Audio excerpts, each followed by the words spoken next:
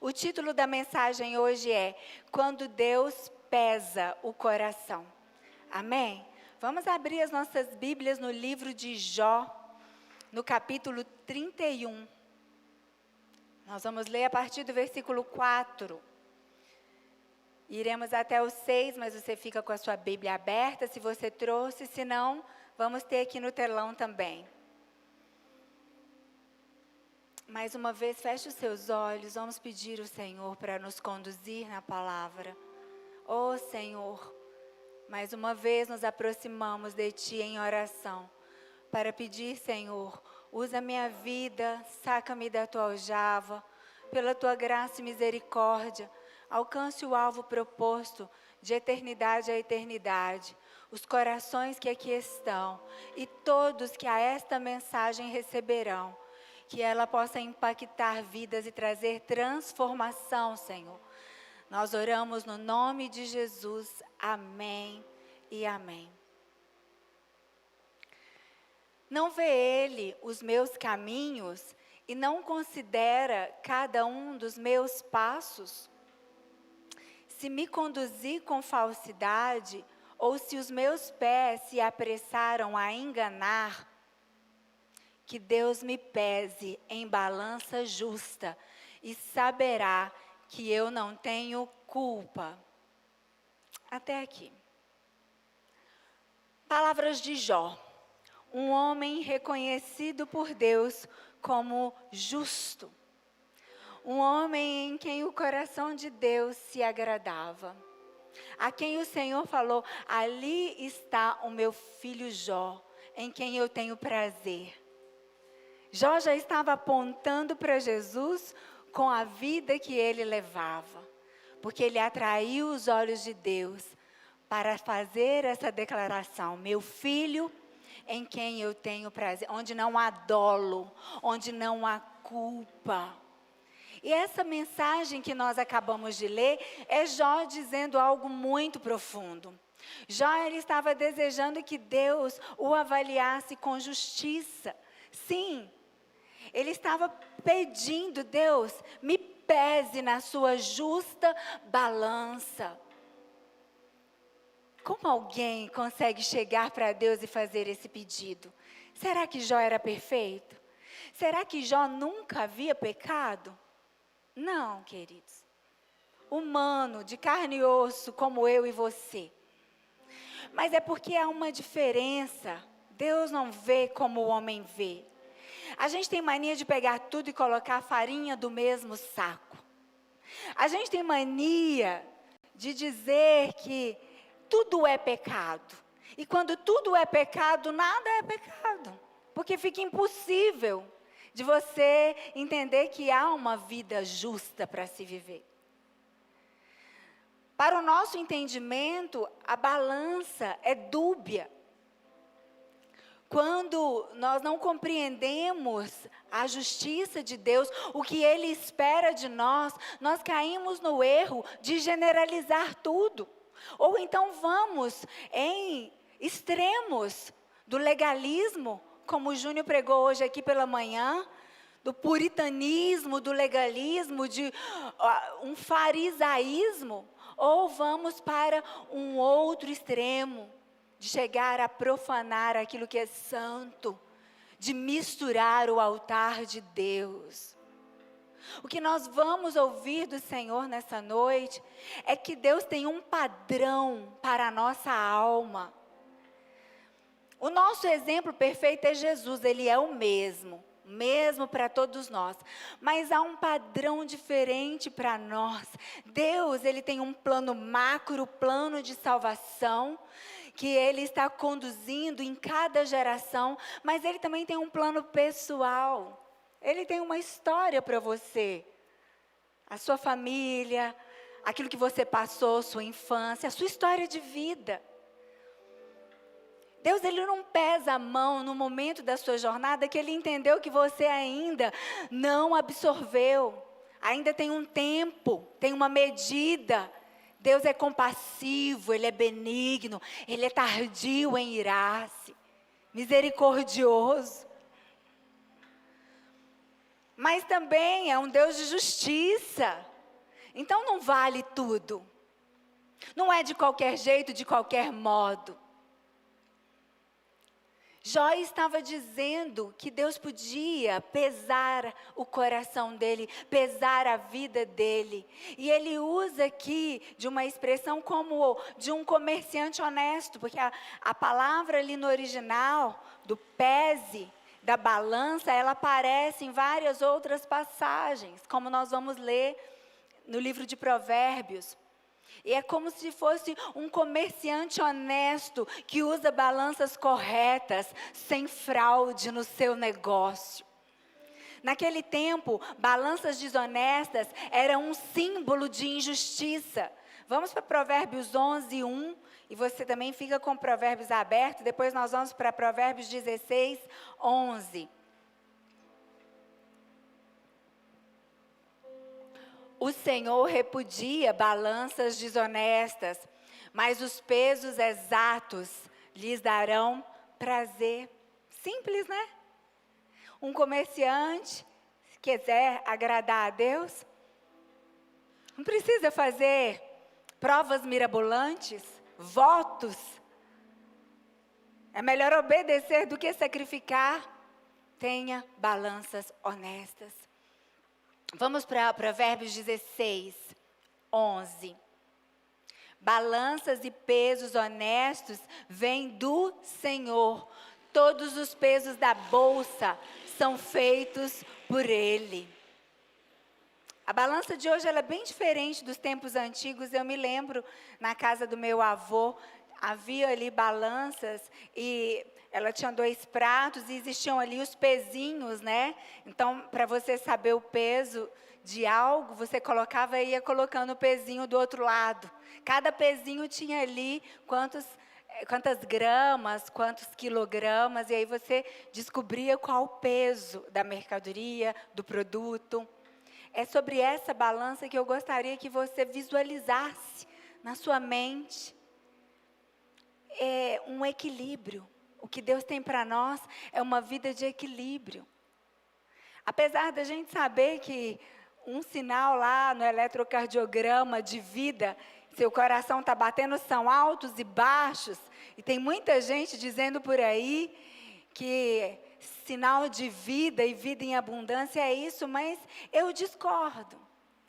É claro que a vida está aí, ela é dinâmica, e as coisas podem acontecer a qualquer momento. Existem incógnitas, existem mistérios, nós não conhecemos o futuro. Mas a vida daquele que anda com Deus tem um ponto pacificador de equilíbrio. Esse ponto se chama a paz que excede a todo entendimento. Aquele que vive com Deus. Jó vivia um turbilhão, um vento forte que veio e trouxe tremenda assolação. Ele perdeu todos os bens, todo o patrimônio, todos os filhos e toda a saúde. Ele ficou por um fio de navalha. E a mulher ainda tripudiou em cima da fé de Jó. Jó, que paz é essa? Que fidelidade é essa? Amaldiçoa esse Deus e morre. Ele diz, não, mulher, tá louca? Eu nasci nu. Deus me deu e Deus tirou. Louvado seja o Senhor. Eu vou me alegrar e honrar a Deus só na bonança? Na dificuldade, quando você ergue a sua voz e adora o seu Deus, você está dizendo ao mundo espiritual que você tem um peso no seu coração que agrada a Deus. Você carrega no seu coração algo que pode ser pesado por Deus. Por isso que Jó teve coragem de fazer essa declaração. Quando Deus está falando, pesado foste e achado em falta, é algo realmente terrível. Mas ele não falou isso para Jó. Ele falou isso para uma outra pessoa da Bíblia. Você sabia que nós somos pesados? Você sabia que Deus pesa o nosso coração? E é como nessa balança de 2 pratos, o seu peso é diferente do meu. A sua história, o que você enfrentou, o que você passou, a sua trajetória, as revelações que você recebeu, o quanto você busca, em qual etapa da sua vida de fé você está, se você é um neófito ou se você é velho de igreja. Sim, quando Deus fala sobre nos pesar, Ele não está falando para nos amedrontar. Nós precisamos entender essa ideia de balança. Essa palavra vem do latim, que significa 2 pratos. Deus quer mudar o nosso padrão de vida e por isso Ele nos pesa. Sim, sempre quando Deus quer nos levar para um novo patamar, Ele nos pesa. Isso nos ensina que Ele tem um padrão espiritual. A sua alma não foi chamada para viver à deriva, sem direção, sabe? Mas para um alinhamento no padrão de Deus. A Bíblia também vai nos falar sobre um prumo. O profeta Amós, vamos para Amós 7, de 7 a 8. Um instrumento de medir. Ele me mostrou ainda isso. O Senhor, com um prumo na mão, estava junto a um muro construído no rigor do prumo. E o Senhor me perguntou: o que você está vendo, Amós? Um prumo, eu respondi. Então disse o Senhor: veja, eu estou pondo um prumo no meio de Israel, o meu povo, e não vou poupá-lo mais. Isso significa que Deus, então, Ele mede a nossa vida, Ele nos alinha com a sua verdade, a sua vontade e a sua justiça. Mas Deus, Ele não nos mostra o prumo, Ele não nos mostra uma balança para nos destruir, mas Ele mostra para nos corrigir. A gente olha para Jesus, a gente olha para a Bíblia, que é o próprio verbo, é Cristo. Você quer conhecer Jesus? Vai para a palavra, vai para a Bíblia. E ela é como um espelho. E você vai se vendo, se descobrindo em Deus, a sua identidade verdadeira vai sendo descortinada, mas ela também é uma moldura. Mas é você que tem que se adequar à moldura que é a palavra, e não o contrário. Nós não podemos pincelar na Bíblia aquilo que nos motiva, que nos aplaude. Eu sou amado, sim, você é. Eu posso todas as coisas naquele que me fortalece. Verdade também. Mas Ele também te chama para uma transformação de vida, para uma rendição, para negar a si mesmo. E quando Deus apresenta esse prumo ali, através do profeta Amós, Ele estava falando com o povo dele, o povo que carregava o nome dele, o povo da antiga aliança. E Ele estava dizendo, o desnível está grande. O povo hebreu foi escravizado no Egito, eles perderam a cultura da adoração de Deus. Os 400 anos que eles passaram no Egito desvirtuou o coração daquele povo. Eram 400 anos que o povo não fazia nada além de fabricar tijolos. Não havia sonhos, planejamento, empreendimento, não tinham vontade de querer, não tinham ambição. Mente de escravos. Recebiam comida, o que era necessário, a roupa, tudo no básico. Mas recebiam e eles tinham a metodologia da fábrica de tijolos, repetição constante. O diabo quer nos fazer como robôs, repetindo padrões, sem saber por quê. Porque está todo mundo fazendo, eu faço. Não tem nada a ver, eu sou uma pessoa, eu sou mais um na multidão. Deus não se importa comigo. Será que esse Deus Todo-Poderoso vai me ver aqui, no meio de bilhões de seres humanos? Será que Deus se importa? Se importa. Ele depositou dentro de você um DNA único. Você é exclusivo. Você carrega um propósito em Deus que ninguém mais vai poder realizar. Você é um filho, uma filha amada. E existe um peso, uma medida na sua jornada. Seu peso não serve para mim, sua roupa não me serve. Você tem um cheiro exclusivo só seu. A sua voz, o timbre dela, não tem outro igual. Seus olhos, sua pupila, suas digitais. E ele então vai nos falar desse significado espiritual. Aquele povo escravizado no Egito, a única coisa que eles tinham que preocupar era fazer tijolos para Faraó. O Senhor levou esse povo, quando Deus tira eles da escravidão, mas a escravidão ainda estava dentro deles. Deus tirou eles do Egito, mas o Egito ainda estava dentro deles. O que é que Deus fez para arrancar o Egito de dentro deles? Deus trouxe rotina. Sabe, o prumo de Deus revela duas coisas: onde nós estamos firmes e onde nós estamos tortos. E a rotina mostra isso. Sim. Um povo que precisava de rotina, hábitos, liturgia, princípios e valores.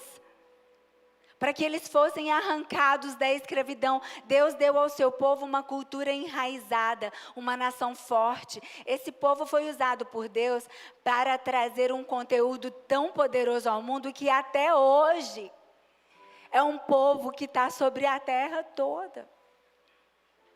O povo judeu, o povo da antiga aliança. E olha que já tentaram destruir em várias etapas da história da humanidade. Tentaram exterminá-los. Não conseguem. Deus ensinou a eles uma cultura, um apego. Ensinou a eles algo que a escravidão do Egito não pôde vencer. Hábitos do reino. Quando o Senhor então estabelece lá as tábuas da lei, o próprio tabernáculo que foi dado para Moisés construir, sejam os rituais dos cultos, sejam as festas, o Senhor estava trazendo recursos para que os hábitos do reino pulassem para dentro deles. E eu e você precisamos entender isso. A gente está fazendo uma miscelânea. A gente está trazendo as coisas do mundo para dentro da igreja. A gente quer fazer as coisas ao nosso modo, ao nosso jeito. A gente quer um Deus que mais nos apraz. E a gente não quer viver a vida que apraz o nosso Deus, que agrada ao nosso Deus. A cultura do reino precisa estar no nosso coração. É esse peso que vai ser encontrado como justiça. Como o salmista disse, guardei a tua palavra no meu coração, para não pecar contra ti.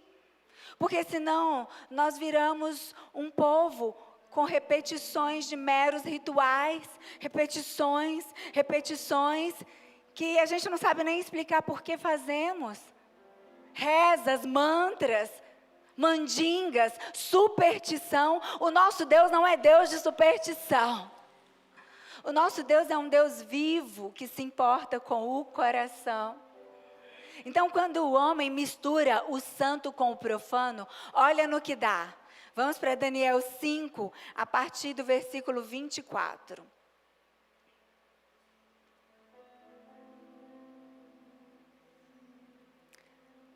Por isso, ele enviou a mão que escreveu as palavras da inscrição. Esta é a inscrição que foi feita. Mene, mene, tekel, parsim. E este é o significado dessas palavras. Mene, Deus contou os dias do teu reinado e determinou o seu fim. Tekel, foste pesado na balança e achado em falta. Parsim, teu reino foi dividido e entregue aos medo-persas. O cenário aqui era Belsazar. Ele já era um predecessor, né? um rei, na verdade ele estava como um governador. Daniel o chama de rei, mas ele era um tipo de governador ali na província.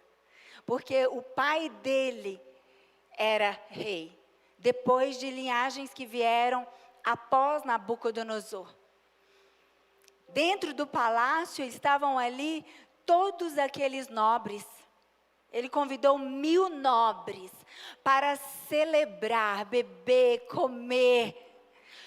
E eu não sei o que eles estavam celebrando, porque a história nos conta que o reino, o império babilônico estava prestes a cair. Já havia ali um cerco, já havia ali um exército dos medo-persas vindo na direção da Babilônia. O contexto aqui está relacionado com o fim da Babilônia. Vamos lembrar um pouquinho, né? Nabucodonosor, por volta do ano 605 a.C., ele invadiu Jerusalém e tomou tudo, todos os utensílios do templo. Ele levou para a Babilônia e depois da sua morte, houve uma curta e instável sequência, né, no Império Babilônico. O trono passou por Evil-Merodach, Neglicir, só nome bonito, Labashi, Marduk e Nabônido. Belsazar era filho de Nabônido. Historiadores contam, então, que ali havia uma cadeira ocupada por Belsazar, uma cadeira de governador. Por isso Daniel o chama de rei. Mas ali, fora, dentro, eles achavam que estava tudo maravilhoso. Mas estava tudo prestes a ruir. Porque fora já havia ali uma palavra de destruição. Havia Cobrias, o general de Ciro. Ciro era o rei medo-persa. E então o general de Ciro avançava com sua tropa em direção à Babilônia. Belsazar fazia um banquete. Isso nos faz ver um cenário de pessoas que acham que está tudo tão bom, tão maravilhoso. Ah, como a vida é linda, deixa a vida me levar. Tem gente que confunde o plano de salvação com uma vida nécia, com uma vida despreocupada, uma vida sem responsabilidade. Não, quando Deus diz aquietai-vos e sabei que eu sou Deus, Ele está dizendo para você aquietar seu coração nele, mas buscar orientação dele para o que você precisa fazer, onde você precisa se posicionar, como seu coração deve estar. Não é por aí vivendo como se viesse ao mundo a passeio. Não. Belsazar e os 1000 nobres estavam ali como se estivessem a passeio. Só que a casa caiu. E a casa cai de uma hora para outra. Na vida do ímpio. Na vida daqueles que não buscam orientação de Deus. Na vida daqueles que não têm ouvido a Deus e não têm obedecido. Chegou a balança para a Babilônia. Dentro do palácio, todos foram destruídos. A partir do versículo 18, Deus fala do conhecimento que Belsazar tinha das coisas que Deus havia feito. E depois, então, o Senhor destaca, vamos para Daniel 5:23. Ao contrário, te exaltaste acima do Senhor dos céus, mandaste trazer as taças do templo do Senhor, para que nelas bebessem tu e os teus nobres, as tuas mulheres, as tuas concubinas. Louvaste os deuses de prata, de ouro, de bronze, de ferro, de madeira, de pedra, que não podem ver, nem ouvir e nem entender, mas não glorificaste o Deus que sustenta as suas mãos, a tua vida e todos os teus caminhos. Daniel é usado por Deus para entregar essa palavra. Chegou a reta final para ele. Deus disse a ele, olha, o saldo da balança foi rebeldia e infidelidade. Todos nós temos momentos da nossa vida que o Senhor fecha para balanço. Todos nós, sem exceção. Dos justos aos ímpios. Teve saldo para balança na vida de Jó. E o resultado foi bom. Depois de tudo que ele passou, Deus deu o dobro de tudo. Deus honrou Jó, deu longevidade. E ele glorificou o nome do Senhor até o final da jornada dele. Mas teve o saldo para Belsazar. Deus disse a Belsazar, mesmo tendo conhecido a Deus, você não foi fiel. Mene, tekel, parsim. Sabe o que isso significa?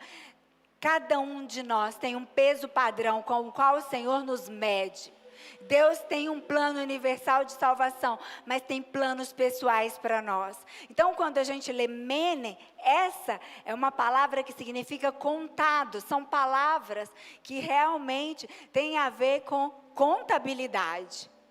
Mene, contado. Deus estabelece um prazo. Tem um tic-tac de relógio para todos nós.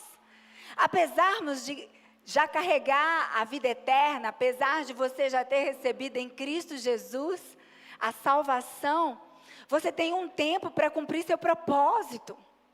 Você tem um tempo para construir aquilo que Deus quer fazer através de você. Isso não tem a ver com patrimônio, com dinheiro, com fama, com status, com reconhecimento. Não tem a ver com sua vida acadêmica, com quantos diplomas você tem, com a roda de amigos, com quantos te aplaudem e te curtem. Não tem a ver com isso. Tem a ver com o quanto do plano de Deus você está executando. Você tem sido usado por Deus para cumprir o que Ele mesmo escreveu para você. Tekel, pesado, Deus nos coloca na balança. E parsim, dividido. Deus decide o destino, aquele reino foi dividido. Os medo-persas tomaram tudo. Quando Deus pesa a história de um homem, é para trazer justiça. E você sabia que Deus, Ele sempre quer trazer justiça. A justiça de Deus, ela só pode ser conhecida na terra quando Deus usa os seus. Nós clamamos por justiça. E às vezes a gente pede, Senhor, usa aquele que está sentado na cadeira de poder. E a gente espera que a justiça venha deles. Mas Deus quer começar a construir um cenário de justiça através das nossas vidas. Quando cobramos muito daquele político, daquela autoridade, que realmente eles vão ter que responder por aquilo que estão fazendo, mas não observamos os nossos atos, a nossa rotina, nossa liturgia, nossa vida, nas pequenas coisas. Quando Deus pesa a nossa história, Ele está dizendo, olha, eu quero trazer você para mais perto. Com muita coragem e respeito, Daniel disse, está escrito assim, você foi pesado na balança de Deus, foi achado em falta, você errou pegando os vasos santos da casa de Deus e profanando nas suas festas e orgias. O que é que Deus fala conosco através dessa história? Quem são os vasos na casa do oleiro? Somos nós. Nós somos os vasos nas mãos do oleiro. Você é vaso de barro. Vaso de barro. Se for vender, não tem muito valor, é barro. Mas dentro, você carrega a essência, o que há de mais valoroso. O Filho do Deus vivo derramou cada gota de sangue para poder abrir um caminho dentro de você, para enviar o Espírito Santo para habitar dentro de você. Para fazer o quê? para te transformar num lugar de santidade, de devoção, de obediência, de rendição. Você não carrega o nome de Jesus para fazer a sua própria vontade? Ah, eu aceitei Jesus, eu fui no apelo lá na frente, eu até passei pelas águas do batismo, mas eu continuo vivendo a minha vida de Beltesazar, das festas. Eu continuo achando que não tem nada a ver. Será que o padrão que você vive ou você viveu até hoje está correto? A palavra transformou você, elevou a justiça de Deus na sua vida, te tornou em uma pessoa mais santa. A palavra de Deus, ela é santa. Ah, o louvor é santo, o céu é santo, o lugar para onde Deus quer que nós cheguemos. Deus quer abrir os portões da Jerusalém Celestial para nós. Ele quer. Só que há necessidade de vestes de santidade. Ele quer derramar do azeite. Ele quer que nós sejamos as 5 noivas prudentes, que estão estocando azeite, que se importam em ter uma vida que agrada ao Senhor. E isso não é legalismo. Isso é intimidade. Obedecer a Deus é sinal de verdadeiro amor. Não é aquele que diz Senhor, Senhor, que vai entrar no reino. Mas aquele que tem um coração que ama. Aquele que realmente obedece. Assim como Jesus, devemos buscar viver alinhados aos princípios do Senhor. Sabe, irmãos, à medida que o tempo passa e que nós adquirimos conhecimento da palavra, o Senhor aumenta o nível para a nossa alma. Sim. Porque é muito confortável, né? Quando você aceitou Jesus lá no início, seu contato com a palavra era meio que zodíaco, né? Você, pá, e abria. E lia, ai, Deus falou comigo. Aqui vamos ver se ele vai falar conosco. Em vez de bronze, eu lhe trarei ouro. E em vez de ferro, prata. Em vez de madeira, eu lhe trarei bronze. Em vez de pedras, ferro. Farei da paz o seu dominador, da justiça o seu governador. E não se ouvirá mais falar de violência. Foi boa a palavra. No início da caminhada cristã, isso pode. Caixinha de promessas. Mas aí você começa a avançar, você começa a amadurecer, você começa a se interessar mais por Deus, fome e sede. Você não se limita apenas em gostar dos louvores, você se quebranta, você se derrama. Você sente falta do seu tempo a sós com Deus.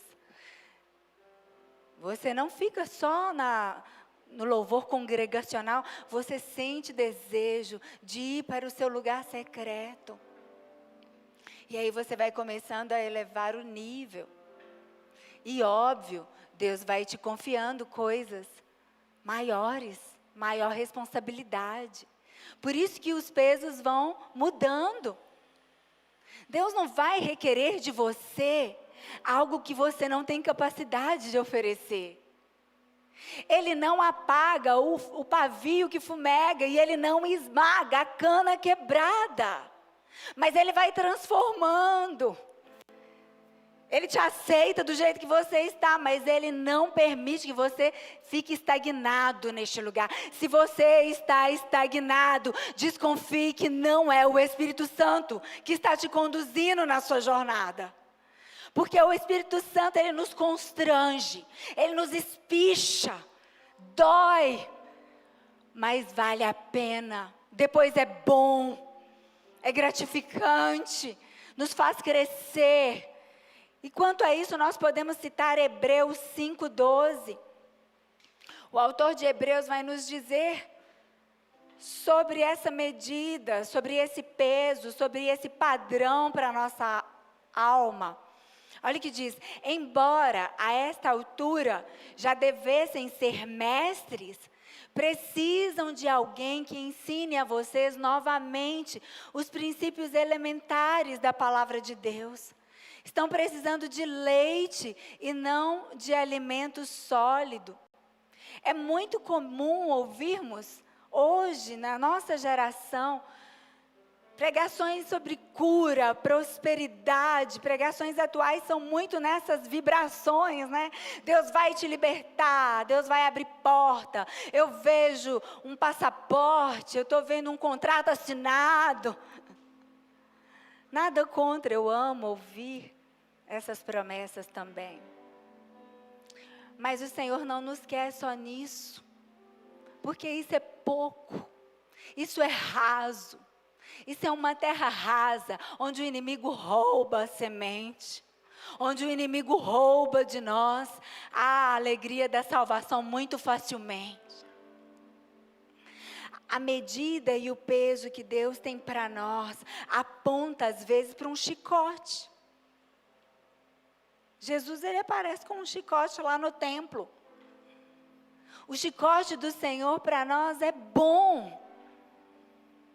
Porque a bênção do Senhor não nos acarreta dores e o chicote dele também é bênção. Tudo que vem de Deus para nós é bênção. Saiba você que o que você está vivendo hoje é Deus te conduzindo para evitar um mal maior. Talvez estagnou. Talvez uma situação que você esperava, que desse certo, que fluísse, que ia fechar, não aconteceu. Você está aí, desiludido, cheio de frustração. Fica não. Jesus é bom, Ele continua sendo bom. E Ele tem algo melhor preparado para você. É que às vezes o chicote é necessário. A gente não deseja o chicote, mas às vezes ele é até melhor do que esses momentos de portas abertas. O que Deus está falando em Hebreus é que o tempo havia passado e Ele esperava que eles já fossem mestres. Mas a realidade é que ainda estavam no leitinho. Quem vive diante de Deus pedindo para ser pesado. Você já teve coragem de fazer essa oração? Eu te encorajo. Que Deus é Pai. Deus é nosso Pai. Jó pedia para ser pesado e o resultado foi bom. Belzazar nem se preocupava com isso. Estava vivendo a revelia da balança de Deus. O resultado foi ruim. Jó pede para ser pesado em balanças fiéis. Percebe a diferença entre o justo e o ímpio? Quem vive diante de Deus pode pedir para ser pesado. A diferença está no coração que busca a justiça antes do juízo. É certo que nós somos chamados para uma vida de obediência e de fidelidade ao Senhor. Todos nós. Mas o significado de obediência, apesar de ser o mesmo, para você e a sua família vai ser uma decisão. Eu mudo ou não mudo? Eu aceito aquela proposta de trabalho ou não aceito? Vai depender do crivo que você coloca para decidir. É o dinheiro? É quem paga mais? É onde você vai ter maior propulsão? Onde você tem maior condições de crescer? Ou você está perguntando ao Senhor? Eu me lembro de um caso, vou contar apenas para ilustrar. Hoje a pessoa está bem longe, nem é mais aqui da nossa jurisdição. Mas eu me lembro que lá no início do nosso ministério, estávamos começando e o Senhor direcionou um casal, né, uma família, eles chamam um casal de filhos, para ajudarem no ministério de casais. E ali também ajudavam nas funções da igreja. E estava em amplo crescimento. A gente percebia que Deus queria desenvolver ali, elevá-los com mais unção, com mais alcance. Ele trabalhava no banco e ela no lar. E no banco ele recebeu uma proposta muito boa. Percebe que sempre assim, quando Deus está fazendo algo que tem a ver com o reino, com a eternidade, com o propósito, vai aparecer manjares de Belzazar. vai aparecer. Não tenha dúvida. O diabo sabe oferecer. Ele sabe enganar. Foi quando surgiu uma promoção. E ele ia para um outro lugar. E ali o ministério realmente iria acabar. Ia ter que buscar direção em outro lugar. Mas nós só falamos, vamos buscar direção, porque se for de Deus, vai ter um lugar para vocês continuarem o que Deus está fazendo. O mais importante é o espiritual. O pecado desvirtuou o nosso entendimento, fragmentou. Hoje a gente coloca aquilo que é último em primeiro e o primeiro em último. Mas o primeiro é o reino, primeiro é a vida espiritual. Busca primeiro entender o mundo espiritual para dar seus passos de decisões na sua vida. Em alguns momentos são decisões importantíssimas. E falamos com ele para orar, a esposa também não estava querendo muito, mas pesou a questão financeira. Pesou. E eles então foram. E nós continuamos orando, mas o nosso coração entristeceu. Em 1 ano e pouco, 1 ano e meio, ela nos procurou para dizer que o casamento estava acabando. Nesse novo banco, onde ele recebeu promoção, a pombagira já estava lá esperando ele. Uma colega de trabalho enfeitiçou de tal maneira, pediu divórcio. Filhos feridos, mulher abandonada. Aí você pensa no estrago. É isso que dá. Não lembrar que a sua vida precisa estar na medida que Deus tem para você. Deus tem uma medida para você em cada etapa. O que é que você está fazendo nesta etapa da sua vida? Quantas promessas você já escutou? Quantas palavras?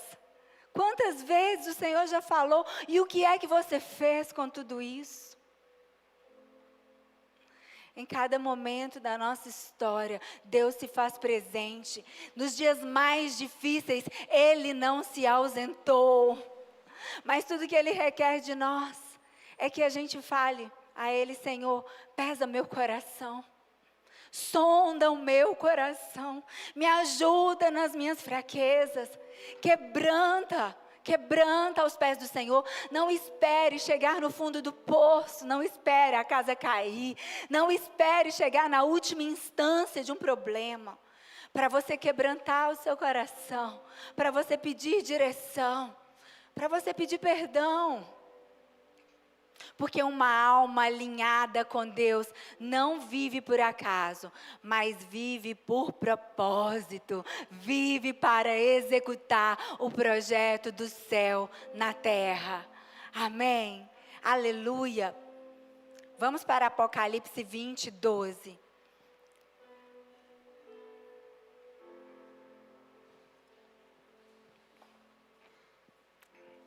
Eu vi também os mortos, grandes e pequenos, em pé diante do trono.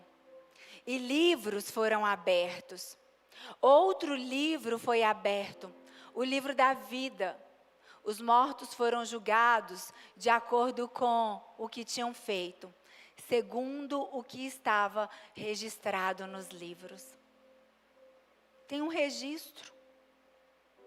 É muito bom saber que Deus lança no mar do esquecimento os nossos pecados arrependidos. O sangue de Jesus tem poder para isso. E olha que interessante, lá na eternidade não vai ter mar. O que foi lançado no mar do esquecimento está pago, está resolvido. Mas os nossos atos são pesados pelo Senhor. E o Senhor Jesus é a nossa medida na balança. Quando nós o recebemos como nosso único e suficiente Salvador, Ele passa a ser essa medida, esse equilíbrio. Ele faz conosco o peso no prato. Ele transforma o nosso coração. Esse é o melhor e o maior milagre que nós precisamos. Tem milagre para o seu corpo físico, para as suas células, para os seus órgãos. Tem milagre. Pode receber. Tem cura. O Deus que nós servimos é o mesmo ontem, hoje e para sempre. Ele continua fazendo milagres. Maior milagre que tem é a transformação de um coração. Porque se o nosso coração não for transformado, a gente pode ser até curado, mas não tem a intimidade com o Senhor. Essa foi a mensagem que Deus colocou no meu coração. Passou aqui primeiro. Foi um chicotinho de leve, né? A gente sai, mas na certeza de que o nosso Pai, Ele nos exorta porque nos ama. Ele só corrige aos filhos dele. Nós somos filhos e Ele está dizendo, chega mais perto. Deixa eu pesar o teu coração.